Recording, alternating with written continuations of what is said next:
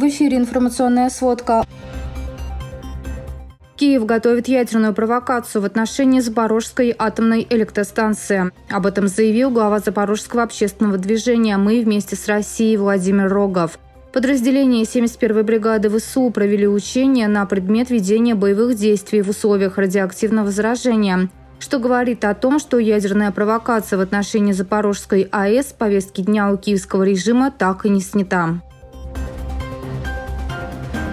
Беларусь ратифицировала соглашение с Россией о создании учебно-боевых центров для военнослужащих. Соответствующий закон подписал Александр Лукашенко.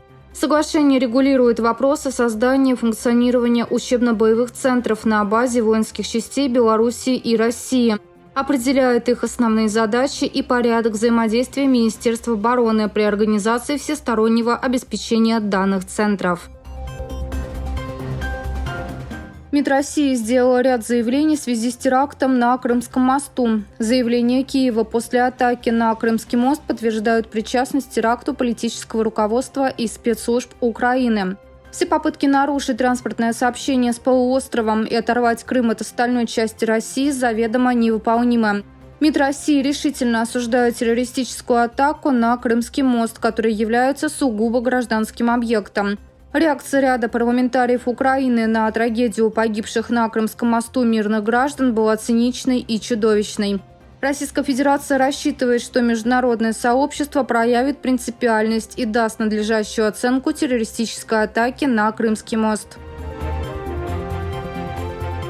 И в продолжении темы «Крымский мост» могли атаковать модернизированные водные дроны-беспилотники. На данный момент это основная версия следствия.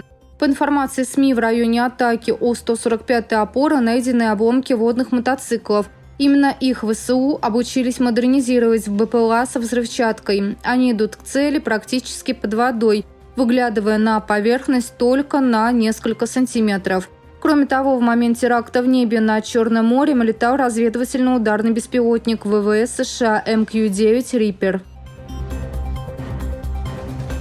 В ливийском районе Идри произошел бой между силами Ливийской национальной армии и вооруженными силами правительства национального согласия. Два патруля встретились в районе нефтяного месторождения Аль-Филь и открыли огонь друг по другу. В результате боя есть погибшие и раненые, уничтожено несколько единиц техники. В настоящий момент территория Ливии в основном контролируется силами Ливийской национальной армии и вооруженными силами правительства национального согласия.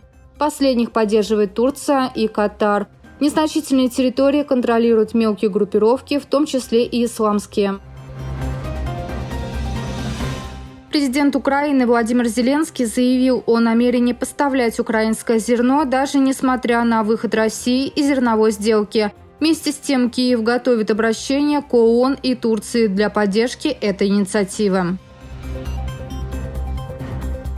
США выделят $500 миллионов на помощь Украине. Об этом пишет Reuters. Сообщается, что руководитель агентства США по международному развитию Саманта Пауэр объявит об этом во время визита в Киев в понедельник.